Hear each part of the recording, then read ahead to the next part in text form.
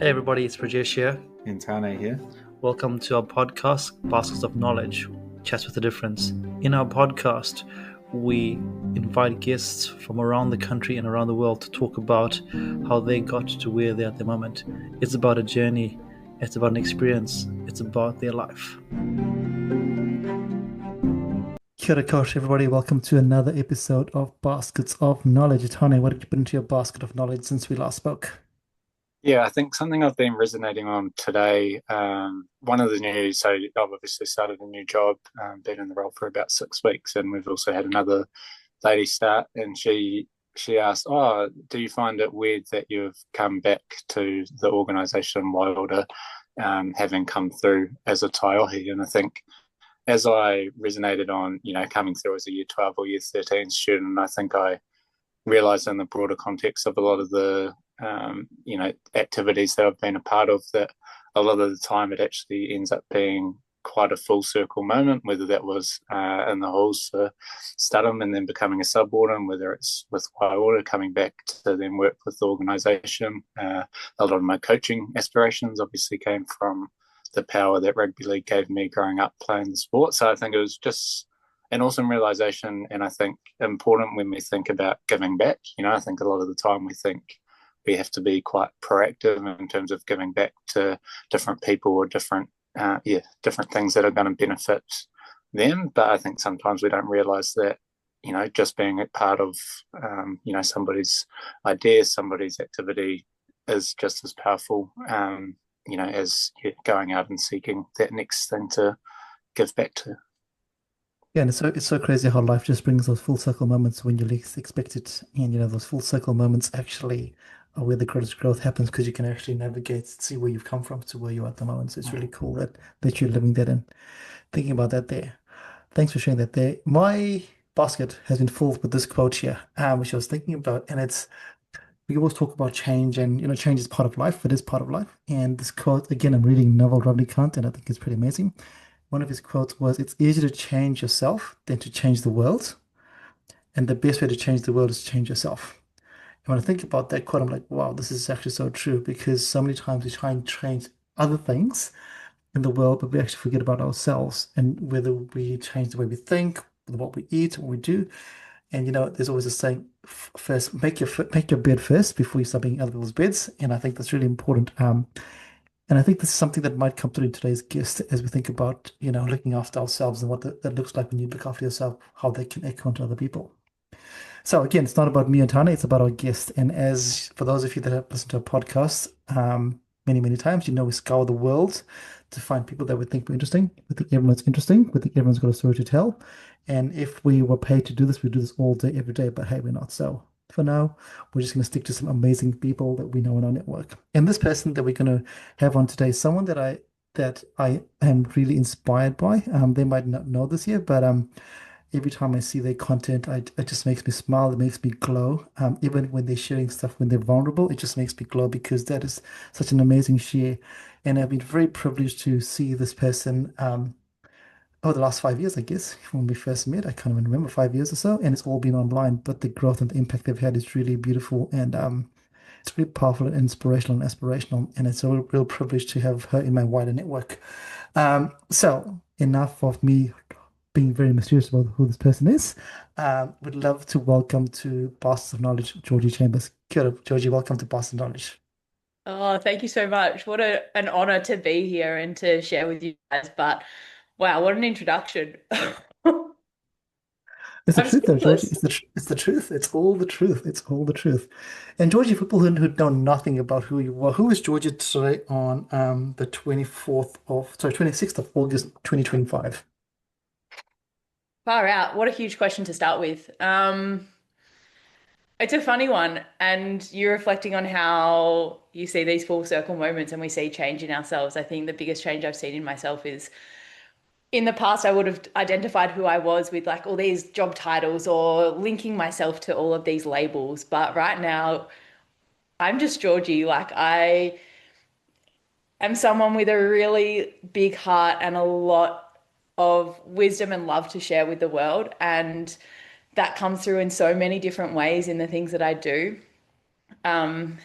And some of the passions that I lean into along my journey include working with athletes in the sporting space, working with everyday humans to bring them opportunities to connect with each other, to challenge themselves, to move their bodies, and to love who they are wherever they're at in their journey.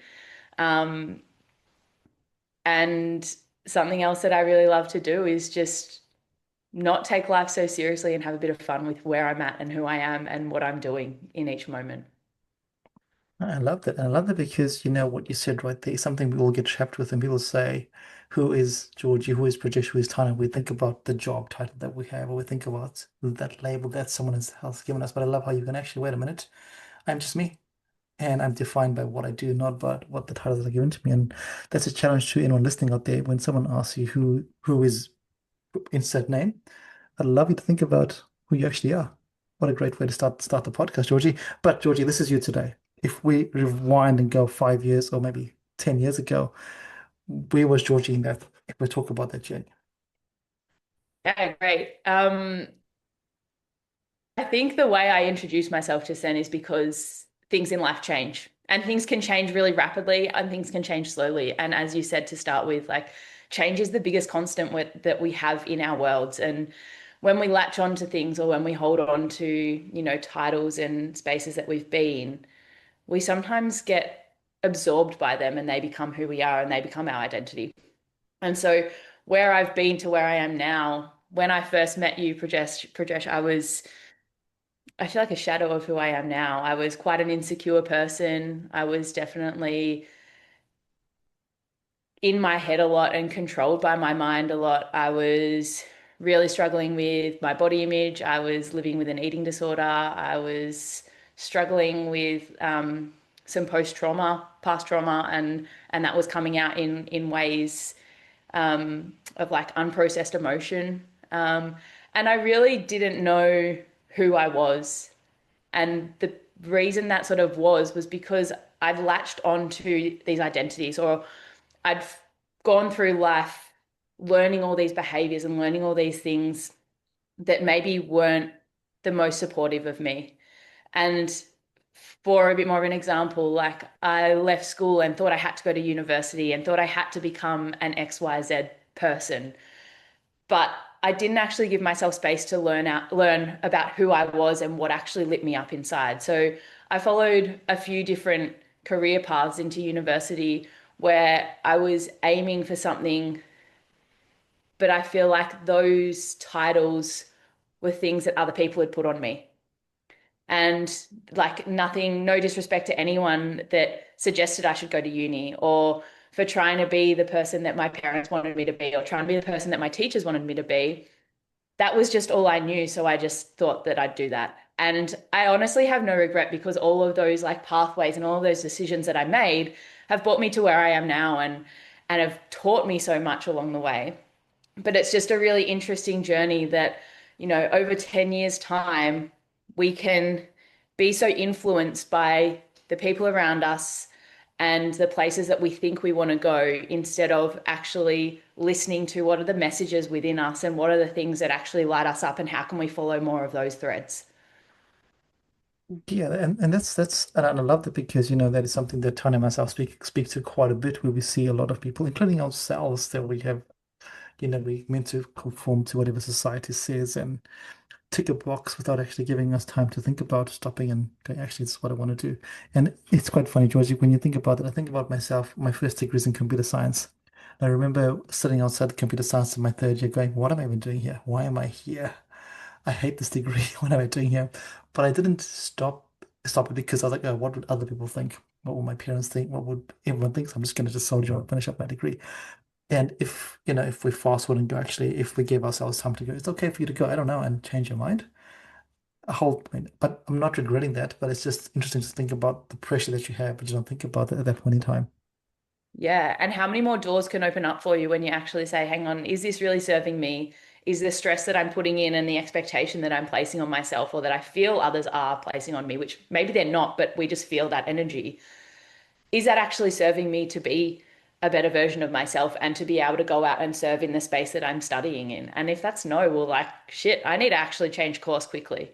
Yeah. But sometimes it's not even changing course quickly, but it's like, oh, let's pump the brakes, stop, see where we're at, zoom out a little bit, and then re like go back in looking from a different lens or looking at different things. And I think one of the biggest things on my journey is being, as much as I hate to stop because I feel like I lose momentum, sometimes in those pauses, in those moments that I do stop, the momentum comes even further, like even faster, because I've actually given myself the space to really recognize where I'm at and what I'm wanting. That's so true because it's that pause, right? The power of the pause. We take it for granted. And as you said before, sometimes when you pause, you actually speed up, which is crazy. And I love the way you put that there. But what I also would love to ask you is we spoke about you were in this space here that was very different. Was there a trigger or a moment where you went, actually, this is not the way I want to live my life? Or did somebody come into your life or something happen for you to go, hey, this is not okay? Yeah, I feel like there was a few little points along the way, but I remember really significantly the moment that I decided I really wanted to do my yoga teacher training. And at the time, I was in a relationship we'd been together for 7 years. I was living in a different area. I was teaching in a stable job and had an ongoing contract. Like on paper, life looked pretty good. But I was really intrigued to do my yoga teacher training. And something that I really struggled with at that time was actually sitting still. I was always on the go. I was always like, and this was probably a product of living with an eating disorder and running away from like trauma. And I was always on the go, didn't like to sit still. So whether it was movement, whether it was connecting with people, whether it was, I was always doing. And during that yoga teacher training, it really made me drop into being.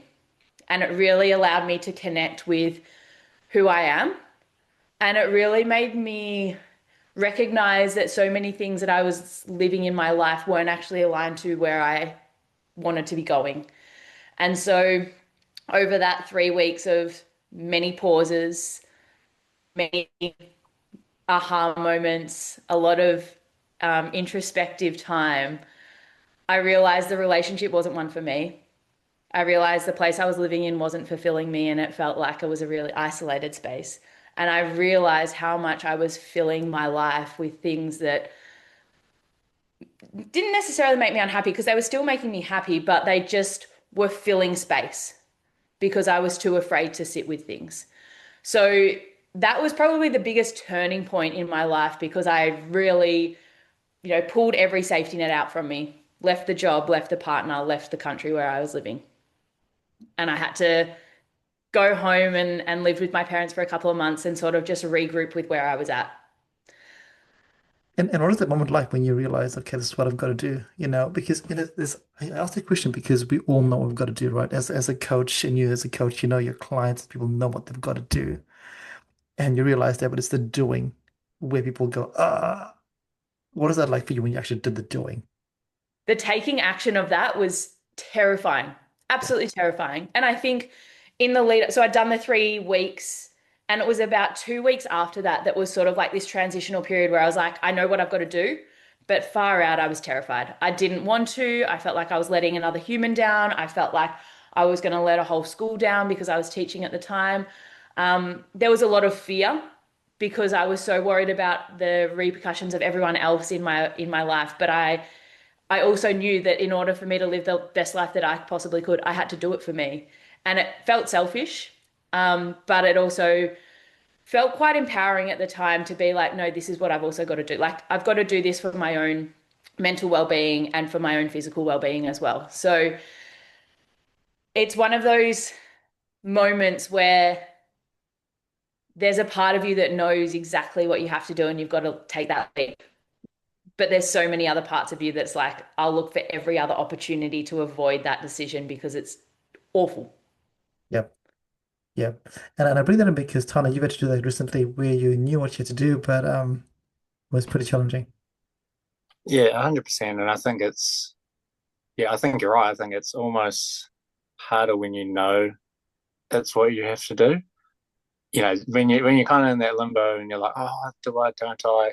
It's a lot easier because you go, oh, I don't know. So, you kind of avoid it. But once you truly sit with yourself and go, no, actually, this is what I need to do, it almost makes it harder because every day you avoid it, it's still there. There's no excuse anymore except to yourself, but you deep down know that's the direction that you have to take. Hmm. And I think I know, like from my own experience at that time as well, and I know it's happened a couple of times like since, but you are so worried about everyone else's perspective of it. And you want everyone else to help you in that decision making process. But at the end of the day, it's your life and it's your decision. And like it genuinely comes down to 100% you have to decide. There's no one else that can choose for you what the next steps are for you. And I think there were so many moments in that I was like, oh, I'd love your advice or your perspective on this. And everyone was like, we can't give it to you. And I realize that now, but in the moment, you're like, I just want someone else to tell me what I should do. Yeah, and you also look for the person that's gonna validate not doing it. You can go, okay, cool. They said that, cool. That's totally wrong. So it's quite crazy. But you're right. When you go, actually, I've got to do it. It's you, 100% you. There's no one else that's gonna make that decision for you. And also the consequences of your decision are all on you. 100%. Yeah. Yeah. And one thing I want to just bring up, it's a little bit different, Georgie, is the one thing that I really have noticed ever since I've met you is your smile. You're always radiant. You're always smiling. You have this glowing energy about you. Is this Georgie all the time, or is this something that came up with you as you started navigating your this new transition in life? And I'm being real here. You every time I see you, you're smiling and you're always just glowing. Um, I think from a young age, when people or in class, and I know I do it as like as an educator as well, but we say, what are your strengths? And I used to always be like, my smile, it's my smile. And that was all I could ever find with my strengths, but I was proud that I could find something. And as I've gotten older, it's obviously turned a lot more into, cool, let's take away from like the outside perspective, but what are your strengths within you? And transitioning back, there's definitely moments in life where I'm not smiling. Yep. Life will always throw me curveballs yeah, that are harder to smile through. But I think one of the things that I really recognize now is I would say I'm an incredibly authentic person, and what you see is what you get. And often when I'm around people that lift my energy and that support me and that see me for who I am, it's just a reflection and it's a mirror. And so being able to show up and to be smiling and to be really energetic is a reflection on the spaces that I'm in and the people that I'm around. But having said that, there's also times I know I've got a really beautiful relationship with like my housemate, and we have days where I'll come home and I'm bawling my eyes out because I'm incredibly stressed or I'm really upset over something. And there's few people that see me in those moments, but they definitely happen because I'm definitely a human being and I experience it all. But I try and be really open with I guess the emotions that I'm feeling and how I'm showing up in spaces, because I think it's really a powerful quality to be able to be seen in so many different lights and not to always be seen in this energetic and happy space, but also to reflect that, life is all about the ups and downs, and I have those downs moments too. And what I love about that there, George, is because you spoke about life is ups and downs, and you earlier on you mentioned about the people around you, and the people around us make a big difference with energy. I feel the same if I'm in a space where there's up energy galore. You'll see me smiling, but I might be in a space where I don't feel the energy, and whatever I do, I still can't lift my energy, and I think about, oh, I can't smile, I'm not happy, and I'm just my normal self because that's who I am. And people are like, what's wrong with you? I was like, this is who I am. I'm not always happy and smiling because people just see the one side, but as you said, we're complex, amazing beings, which is pretty cool. Yeah, I do try to bring energy when I go into spaces, but I also am very respectful of where my energy is at. And sometimes like being that really high energy person in a room can take so much more energy to do that. And I know that that can be really exhausting for me over a longer period of time. So I use like on Sunday I ran a big event, being a leader in that event and being able to show up in that space. I want to be 150%. I want Yeah. to show up with the energy because I want that to be what's created in the space. So for me, something like that is really important. I was feeling 150% on the day, but it wouldn't have mattered if I was or wasn't because I would make that happen. Yeah. But there's also spaces where I'm not leading and I'm happy to, show up to an event and be 70% and be okay with showing up at that 70%, not have to justify it or explain it or mask it anymore. Yeah, and that's true because I read this somewhere and I was like, if you're feeling 70%, that's your 100%. If you're feeling your Yeah. 4%, that's your 100%. Ever since I was like, yes. So when I meet my team, I tell them that all the time. I was like, hey, I don't need 100%. I just need your 100%, whatever the 100% looks like. Oh, I love Um, that quote. And I used to say that a lot to people when they're like, oh, I'm feeling really average. And it's like, cool, where are you at? And it's like, oh, I'm literally only gave 40% today. It's like, great, you gave 100% of what you had. Like, 100, isn't that exactly. Yeah. incredible? And the amount that that can shift someone's perspective on their day and where they're Yeah. at and just being okay with, oh, I still gave everything that I had, even though that was at whatever like level it Yeah. was.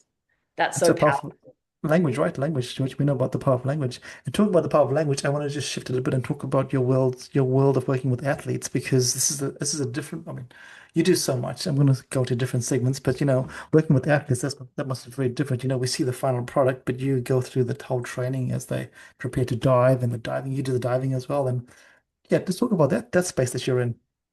Yeah, so I grew up diving when I was in high school, and I just found a love for it, the freedom of, taking off from a board. But as I've grown older, I've really understood just so much more about the sport. And for me, that sport is like a family. There's no other sport that I know of where you can fail and be celebrated and be loved for that so much. And I use the example of like if you're learning a new dive, it's incredibly scary and the power of the mind can really like stop you from doing it or it can help you forward. But I remember as a 16-year-old trying a new dive off a 3 meter diving board, kicked out in the wrong spot, landed flat on my back. And the feeling of that is horrendous, absolutely horrendous. You feel winded, you come up to the edge of the pool and you're just like really struggling. And in those moments, you come up to the edge of the pool and all you hear is everyone around you cheering and celebrating you because you've had a crack at something incredibly hard.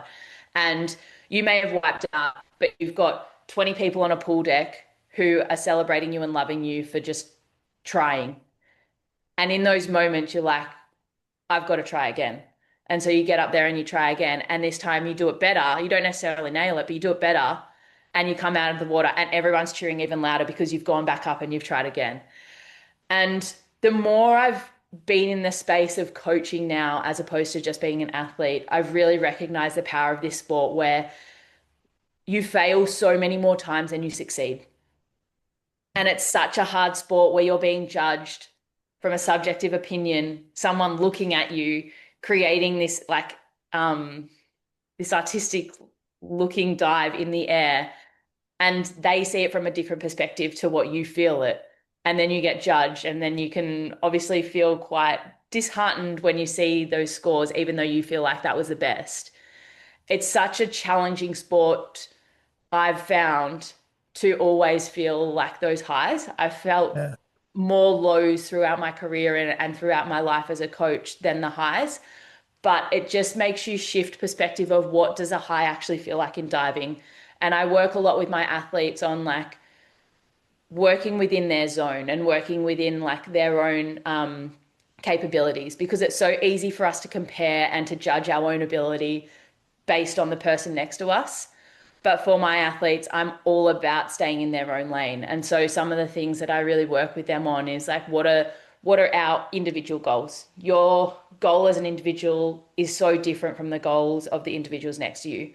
You can have a team goal of like working together, but predominantly at the end of the day, it is an individual sport and working with athletes to better and be the best that they can be has really helped me as a coach, me as an athlete, me as an individual because of this sport. And I absolutely I love the way you put that there, Georgie. When I Gonna be totally honest here. The only time I watch diving is at the Olympics, when you watch every single thing. And now and I'm like, wow, this is but every time I think about, diving or gymnastics, I always think about it looks really amazing. And then you have these people that give a subjective score, and you're like, that is amazing. Who is this person to give it a random arbitrary score based on their thought? And it's as you said before, it can be either uplifting or just like what is going on here. And again, it's about their perspective and perception. So and I love the way you said that failure is where you grow and you get up and you do it again. Because that's the hardest part. When you fail, there's two choices, right? You can either just go, no, I'm done. But when you have the love and the family and that feeling around you, it makes it much easier to stand up and go, all right, cool, let's give it a crack again. Absolutely. And I think that has really helped me on my journey of just like recognizing and reflecting on failure. And, you know, I know that we've spoken about this um, in other seminars and things, but like failure is just like that opportunity to take a step forward and to keep learning. And the only real time that we fail is when we give up trying. Yeah, And so I think this sport is also, it's taught me so much over the years of just continually getting back up there and trying again and trying again. And it's built resilience in me, it's built more courage. And it's really, it lights a bit more of a fire in your belly each time because you want to keep striving towards where you want to go. And so it's like that little motivator and that little push to continually keep being courageous, keep being resilient, keep trying, keep doing your best. And eventually your best will be like the best that you can do. exactly. The best that you can do, which is all that we ask for. The best that you can do, yeah. Talking about the best that you can do and talking about, the challenges that people have in life. One of the big things that I noticed with you is your passion for mental health and suicide awareness. What stimulated that passion? I know it's really big in your life, and I see I see all the awesome films that you do and all the plunges that you do, and you've been doing it for a while. It's not just a one-off thing; it's a consistent thing. Is Where does that passion come from? Um, the let's start at the beginning of the cold water immersion. About 4 years ago, I connected with a couple of guys that were starting a mental health organization, or they weren't starting mental, they were starting a fundraiser aligned with a mental health organization. And basically, the fundraiser was every August, every day in August, you'd do 9 minutes in the cold water, which was representing the nine lives we lose to suicide every day in Australia. And I'd never really been into cold water. I'd always hated the cold, but I was like, cool, that's a great challenge. Let's see how it goes. So in 2021, I signed up to this fundraiser for the first time.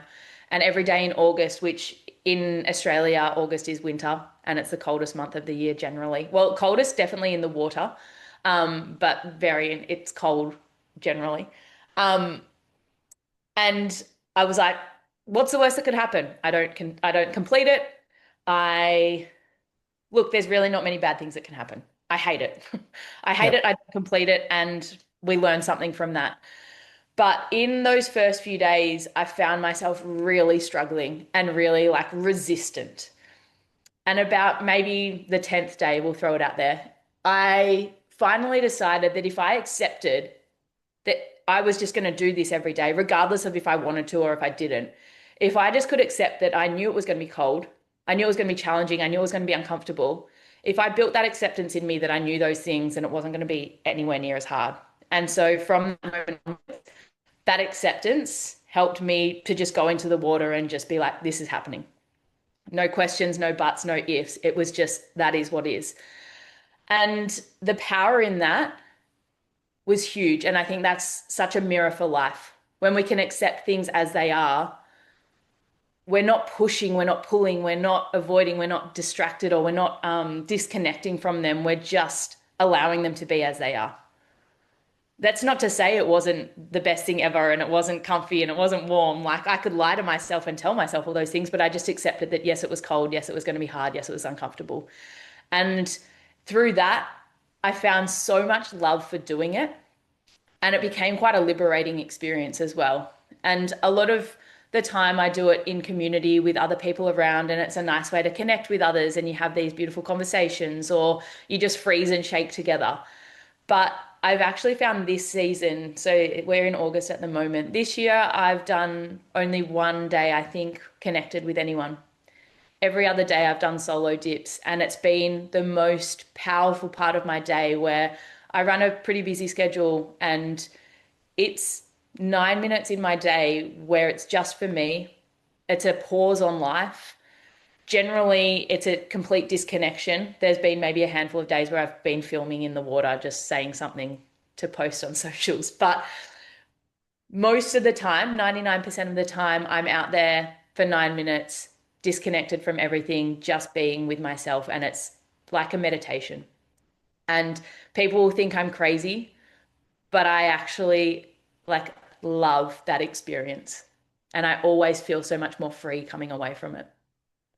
Yeah, people think you're crazy. Awesome. We got the word awesome behind that there, right?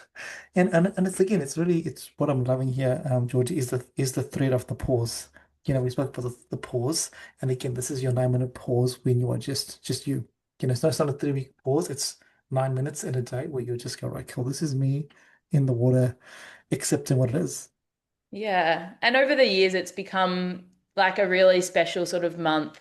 Um, Coming back to the question, suicide prevention is such a important thing in my world because I could have been one of the statistics in Australia. I navigated some really dark places and had suicidal ideation back over the years. And for me to be still living here, I want to embody what it can be like to choose yourself and to choose change and to step into the arena and to be courageous and to continue fighting for what you actually want. And I'm not going to lie, it's been a challenging and um, it's been a really tough journey, but I'm so proud of where I've allowed myself to get to now by all of the things that I've done.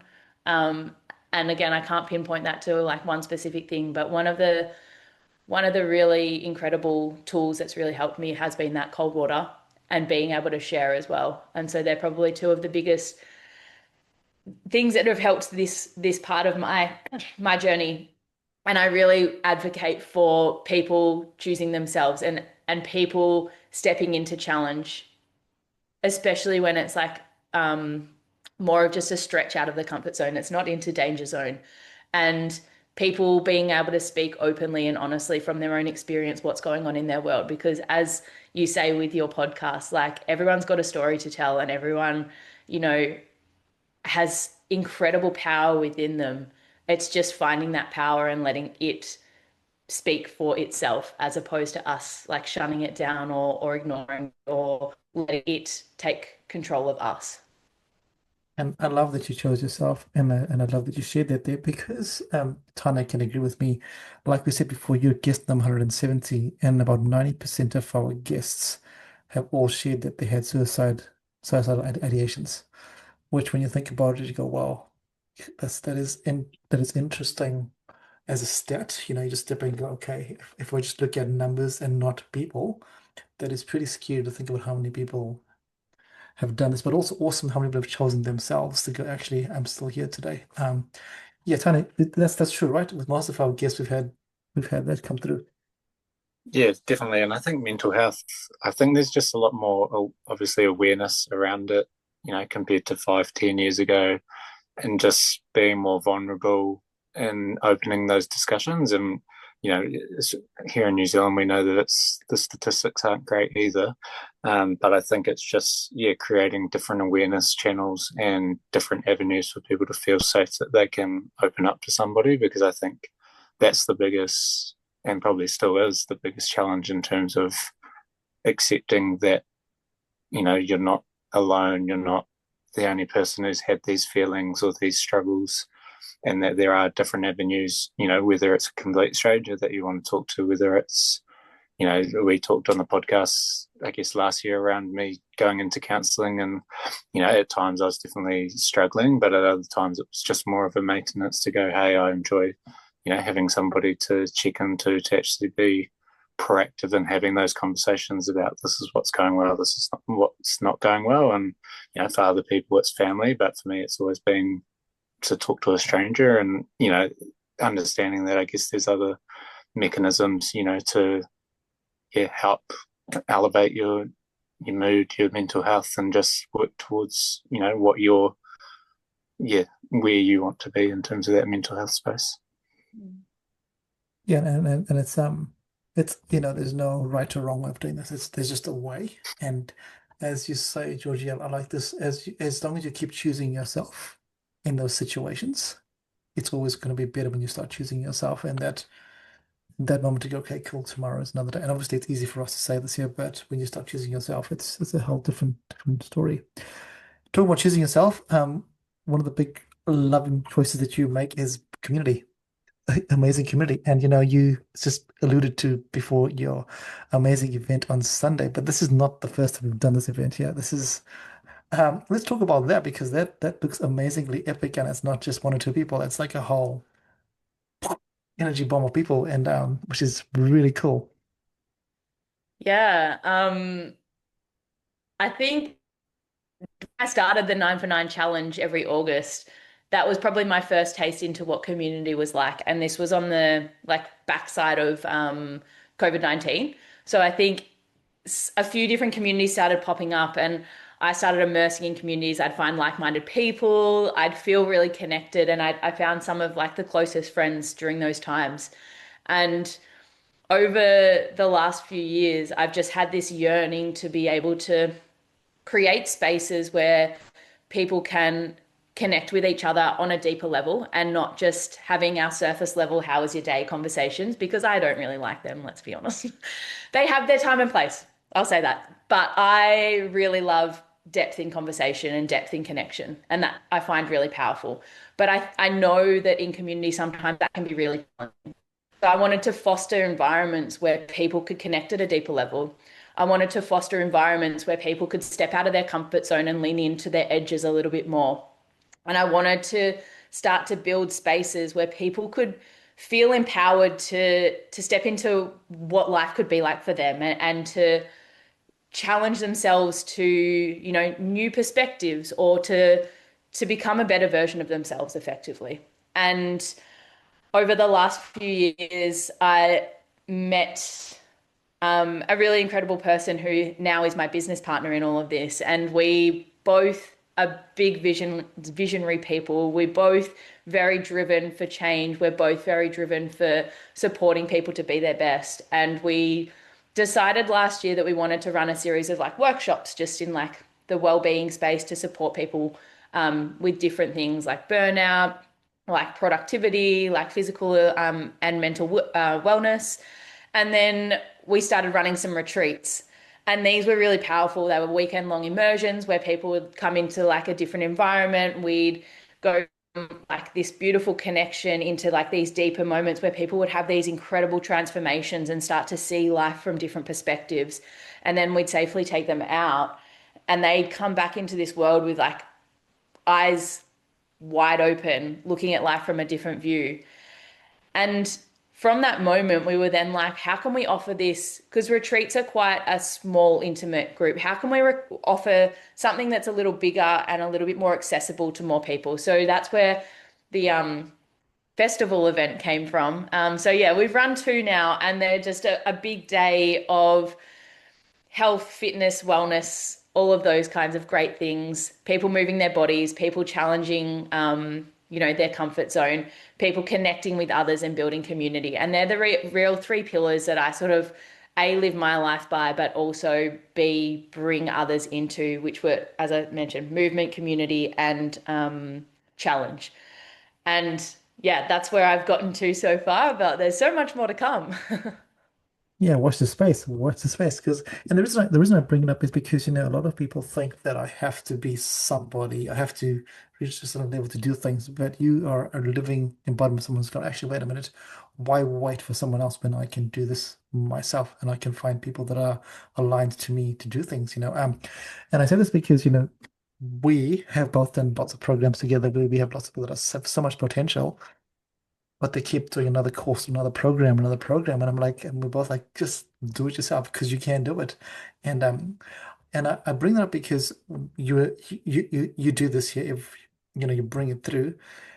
And I just guess I wonder if people are listening out there and they want to do something, what would your message be to them? If they go, hey, I really want to do this, but I'm waiting for XYZ or the perfect time or whatever. What would you say? Because you've obviously had to go through that there. Yeah, absolutely. I think you're so right that taking action on it is the hardest thing. We all have these big dreams and ideals of what life could be like, but until we actually take the action, we just don't know what it is going to be. And my advice for anyone, and this is what's landed with me, is the quote that I came across a couple of years ago, and it's helped me propel myself forward over the last probably 2.5 years predominantly, where I've seen the biggest change in myself. But it's won't die wondering. And at the end of the day, life is going to end at some point for all of us. Yep. And I don't want to get to that point in my life where I haven't exhausted every opportunity to be the best that I can be, to try all the things that I want to try.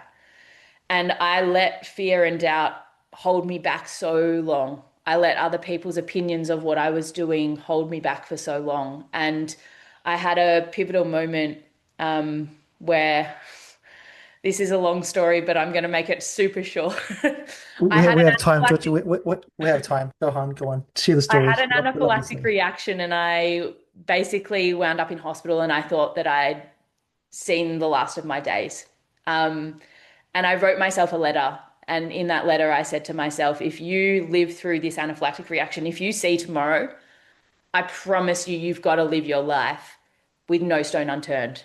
And they were sort of the words that I'd said to myself. And as I left that hospital, I was like, fuck, I just told myself I have to do this. Now I've got to live it. And absolutely, there is still fear and doubt in me in so many things that I do, but I move through that fear and doubt and have a crack anyway. Like, again, as we were talking about before with the diving, if I fail, that's fine. I can learn from that. I can pivot. I can change what I'm doing. I can tweak things.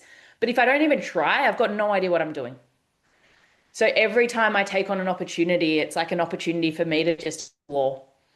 And something that I'm really living by at the moment is just exploring and experimenting as well. And the more I can experiment with life, I can figure out what works for me. I can figure out what doesn't work for me. I can figure out what I like, what I don't like. But the more things that I try, the more I can like narrow down what it is that Georgie is offering this world. And what I really enjoyed there, Georgie, was the fact that you said something we all go through, fear and doubt. We all go through it, whether we like it or not. You wake up in the morning every single day, and there's going to be fear and doubt. Every one of us has it, and it's as you said before, it's the action you take to either embrace the fear, feel Mm. the doubt, or let the fear take over you. And how many of us are living our lives? And I'm guilty of that when I don't do things because I'm afraid of whatever is going on. And there's a great skit by Will Smith I saw it the other day where he talks about the fear of skydiving, and he talks about it's really beautiful. And he talks about how you worry about the skydive before you even get there. You worry about when you get on the plane, you're so afraid. You're so afraid while you're in there, but nothing's happened yet. Nothing has happened. The thing hasn't happened yet, but you are so afraid. And then when you're skydiving, the thing has happened and the fear is gone. But you've wasted almost 48 hours worrying about that. And it's so crazy how many of us do that there. It's that perceived expectation of what is going to Yeah, happen. It's like us yeah, creating the scenario before scenario has happened. yeah. Which is just human. Which is human. It's Absolutely. human. Yeah, yeah. Yeah, it's human, right? It's human. Georgie, we've gone very deep in all these conversations, but let's go a bit lighter. Georgie, what does Georgie do for fun? What does she do to have a fantastic day when she's not doing all the deep stuff? Some of the things that I love to do for fun are I love just being in nature. I often find myself taking my car with myself out for a weekend away and just going into nature and camping. I really love connecting with, a handful of my friends and we do potluck dinners where everyone brings a plate and we all have a dinner together. Like I love that sort of connection just with a small group. I, even though we talked about it, the water being part of just like an everyday practice that I do, I actually love just being in the water and swimming and that as an experience. Um, What are some of the other things I love drawing. And at the moment, something that I'm really loving is writing. And I used to hate English at school. I used to hate it with passion. I told myself I couldn't write. I was no good. I think I told myself that because teachers had told me that I wasn't very good. So again, one of those like transitions over life is like unlearning the things that people tell us. And yeah, about 12 months ago, I was in a workshop and they said, if you had to share a gift with the world that you'd hidden for so long, what would it be? Is it, do the dance that you want, sing, write. There was four things I can't quite remember. And I was like, oh, I feel like it's writing. Like I want to write. And I started writing poetry and I just absolutely loved it. So now every time I go out in nature, I always take my little jot pad and write down a few words. And yeah, I don't know, there's just like such power in that. And yes, it's kind of still a deep practice, but it's just something that really lights me up and just it brings me so much presence. You know what I love about that? It's because somebody told you you couldn't many, many years ago, and you keep living the story. How many of us keep living a story that we've been told by somebody else? And you had the moment to go, actually, wait a minute, let me give it a crack. Yeah, it's not It's my super. story anymore. Yeah, and I love that. Thank you for sharing that. The reason we always ask the question about what do you do for fun is because sometimes we only see one side of a person, and there's another side where we just have fun and we just do things for ourselves, which are just, hey, like you said, having potluck, going to nature, driving, and we forget about that, whether you are the richest person in the world or the poorest person in the world, you always have time for fun. You can make the time for fun. Yeah, and I think you framed that beautifully there. It's making the time. I think we can Yeah, all tell ourselves that we're too busy and there's too much going on in our days. And that's just, that's where we miss in our planning of like, where are we allocating time for fun? Where are we allocating time for our joy? Where are we allocating time to switch off? Like, yeah, those things are so important for the longevity of the work that we do. It's like yeah. so important for us to actually put those little pockets into our calendar. It's so funny. I'm coaching a couple of corporate clients at the moment, and I asked them the question the other day. I was like, "So let me see your calendars," and they put them. I was like, "Where's your fun time?" And they're like, "What are you talking about?" I was like, "I don't see any time here for fun." And they're like, "Oh," I was like, "Exactly. You gotta next week. I want to see fun in there." And they're like, "What does fun actually mean?" I was like, "That's for you to decide what that actually looks like." It's so incredible. Like I've had a few conversations with friends, and they're like, but I just don't know what fun is. And it's like, wow, we live our whole lives without actually. I mean, as kids, you'd know what fun is, but as we turn into adults, it's like we get a job, we do all these other things that are like adulting things, and it's like, oh, but how do I be a kid still? Like, and how do I nurture that inner child within me so that I can have this joy in my life? Yeah, and again, I'm just gonna go back to you being a teacher because you would have seen this when you're being a teacher that you get trained to teach a certain way, and you go into a classroom and you see all these young people, and you're like, I now have to conform these young people to this standardized thing that has been given by X, Y, Z. And I say that because when I was an educator as well, I had the same thing. I was like, I'm now taking all these dreams and aspirations that I've got to fit into this linear box. That would have been pretty challenging. Absolutely. And that's a huge part of why I'm not actively teaching in schools anymore is I just didn't feel aligned to that. Like I love building rapport with young people. I love knowing where they're at and how I can support them. But I just found I'd get into a classroom and I had to teach like so strictly to this curriculum that there wasn't enough time for me to teach it all. But that was what I just had to tick all these boxes for these kids. But I was like, oh my God, there's so much potential in this room. How can I actually connect with them more? But I just didn't have the space and the time. So I found myself not motivated to go to work because I felt like I just had to tick all these boxes at work. Whereas I was like, there are these incredible young minds in front of me, and I feel like I'm not nurturing them or supporting them in the way that they actually need it. So, yeah, I'm actually not actively teaching at the moment in school, which is sad because I do love that element of teaching, but I'm just finding it in other ways at the moment. Yeah. And that's really empowering as well. And I feel like I'm more aligned to what I'm meant to be doing and how I'm meant to be supporting these young people. And I love the word you use quite a bit tonight, or today, or whenever we listen to this podcast, is the word align. And I say that because, a lot of the times we, as humans, we we steer clear from the alignment. We know what we should be doing, or I say, so, no shit. things that align to us, we just avoid the alignment. And when you find the alignment, life just changes for you quite dramatically because you then, as we've said before, you then have choice. You are making choices actively. So, two things that have come through alignment and pause, which are really, really beautiful. Yeah, I think a visual that has helped me with that alignment is someone mentioned it to me a few years ago, but life always offers you these little threads. And we have the opportunity to pull on these threads, and maybe the thread will end really quickly, and that wasn't for us. But maybe we can keep pulling on that thread and it keeps coming through, and that helps us find something that we didn't even know existed for us. And for me, and that comes back to this experimenting and exploring in life, is that whenever a thread comes through, it's like, cool, it'd be a disservice to myself not to actually have a look at what that could be. And again, that sort of, I guess, brings this whole conversation back to everything that I've spoken about tonight on have a crack with the things that pop up in your life. Don't die wondering what if. Like there's so many opportunities out there for us, but we have the choice every day to choose to go and take action on them. Yeah, that's so, so beautiful and so, so true. Turn over to you. Any last questions for Georgie from you? I think something that I'd just love to hear about is just what got you into coaching. I mean, having jumped into coaching myself, it'd just be awesome to hear. Yeah, was there something that drew you towards coaching, or yeah, what aligned you to going into that space? I think when I first started this adventure, I was looking for help myself. I wasn't looking to step into this as like a coaching or a facilitation or a mentoring sort of space. I was looking for support and I wanted help. And I didn't know how I wanted that help, but I came across someone that supported me so much, and they're still a big supporter in my life. And through some of their programs, I got into doing some of this coaching work and meeting incredible people and across the world, which has been amazing.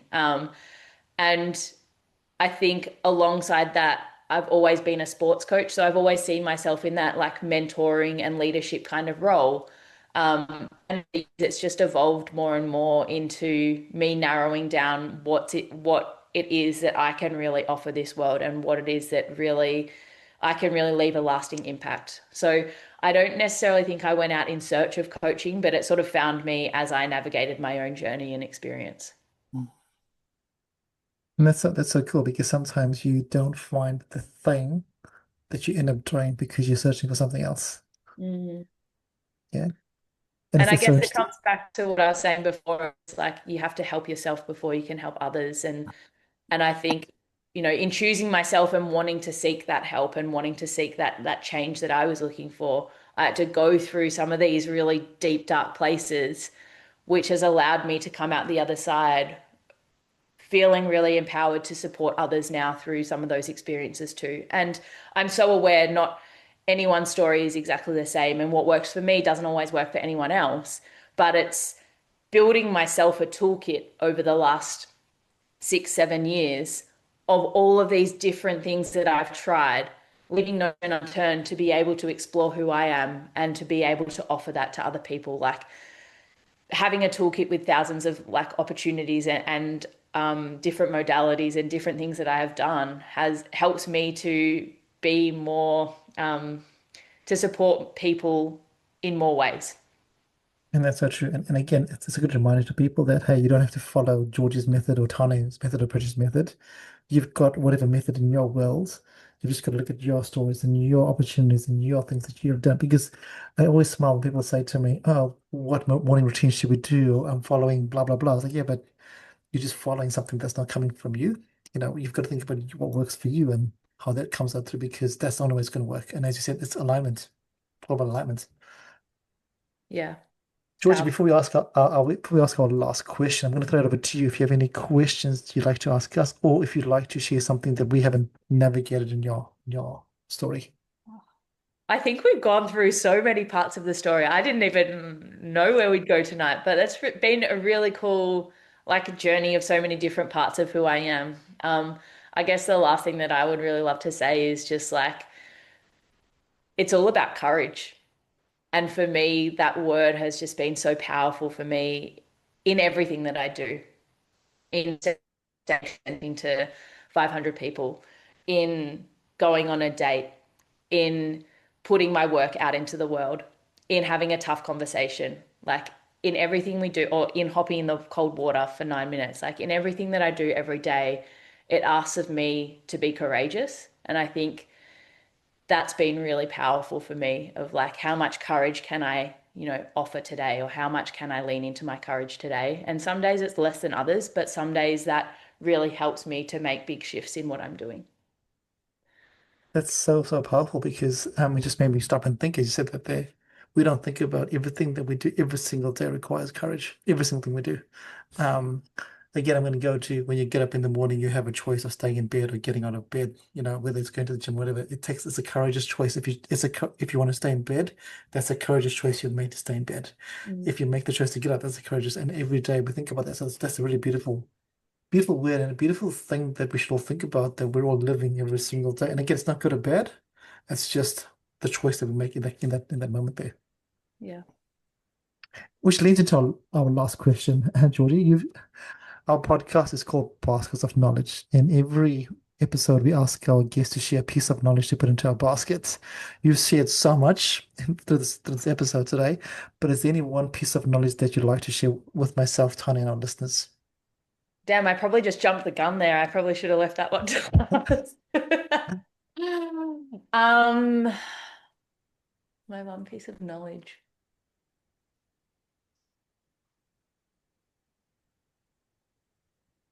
I think similarly on that tune of courage and what you were just saying, everything in life comes down to our choice, whether we choose to do something or we choose not to do something. And I think when we can take a moment to recognize what choice we're making, it helps us shift our perspective. It helps us shift the direction that we're going into the person that we're wanting to be. And I think if we can give ourselves that opportunity and that moment to make the more powerful choice that we want, it helps us become the person that we want to be. So that's so true. Choice. Choice is so powerful. It's such a powerful word. And I'm just gonna just riff off what you've just said. A few months ago, I posted something on Instagram, again, something I read before, and it was when you were born, you look like your parents, and when you die, you look like the choices you've made. Mm, And that's just been so powerful for me. I was like, wow, this is so true. yeah. So so true. So choice is very important. And we do that every day. So thank you, Georgie, for that. Tony, any last words from you, Tony? No, just a massive thank you to Georgie for jumping on the podcast. It's been awesome to hear different parts of your story. Thank you so much for having me. Yeah, it's been great. I've loved every part of this and just being able to reflect. I think that's another really powerful basket of knowledge thing is just like the power of reflection. And I mean, you framed it at the start of this call, PJ, with saying that you met me maybe 5 years ago and we reflect on that time, or you guys started this podcast 170 people ago and you reflect on that time and how much we can actually grow. Like when you're living day to day, you don't necessarily see your growth so much, but when you can look back on a period of time, you really recognize, what you've stepped into and how you've grown and how you've evolved as a person. And I think that reflection is so key for us as humans to be able to continue doing what we're doing. And I think, yeah, I really work on that with my athletes a lot, especially getting them at a young age to reflect on things like that. I do it with my friends, but I just do it for myself to be able to see, yeah, who I'm becoming and where I've come from, because that is so powerful. And it's so powerful because again, it's not about comparing yourself to other people. It's about comparing yourself to yesterday or the day or what. Comparing yourself in a good way. It's just looking at stuff and going, "Hey, cool. 5 years ago I was this. Where am I today? Or yesterday I was this, and what am I today?" Yeah. Beautiful. That's another great bonus offer there into our basket there. Love it. Love it, Georgie. Georgie, thank you so much for jumping on today. The hour has flown by so so fast, and I knew it would because, as I said before at the start of the podcast, that your energy, just the inspiration that you bring, but also the reality that you bring into our conversations is so beautiful. So thank you for sharing your time. Thank you for sharing bits of your story. And if people want to connect with you, where can they best do that? I guess Instagram's probably the best way, always is. Yeah, I share a fair bit on there, day-to-day stuff as well as like business stuff and just projects that I'm working on. So yeah, come and follow Yeah, me. Beautiful. We'll chuck that into the show notes as well because you will get a lot of inspiration, but also a lot of smiles and a lot of reality in those posts there. Georgie, thank you so much for jumping on. For our listeners out there, thank you for listening to this episode. If you have not listened or learned anything today, it's because you've just fallen asleep. So wake up and go back and listen again. Till next time, don't forget to pause. Don't forget to reflect. Don't forget to think about those choices that you make in life. But most important of all, don't forget to smile or find a reason to smile. Until next time, stay safe. Ka kite. Bye, everybody. Peace. Thank you for listening to Baskets of Knowledge. Yeah, we hope that you found something useful to put into your basket of knowledge. And as we said before, remember to put something little into your baskets of knowledge every week. And as always, feel free to like, comment, and share this podcast. Thanks, everybody. Bye.